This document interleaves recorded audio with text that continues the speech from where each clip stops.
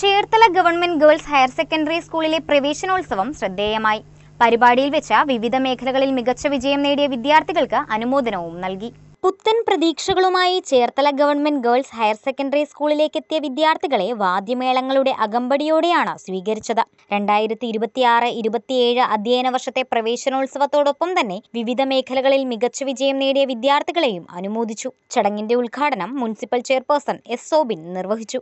നിങ്ങളെല്ലാം ഈ അധ്യയന വർഷത്തിൽ നല്ല രീതിയിൽ പഠിക്കുവാനും ഉയർന്ന മാർക്ക് ലഭിക്കുവാനും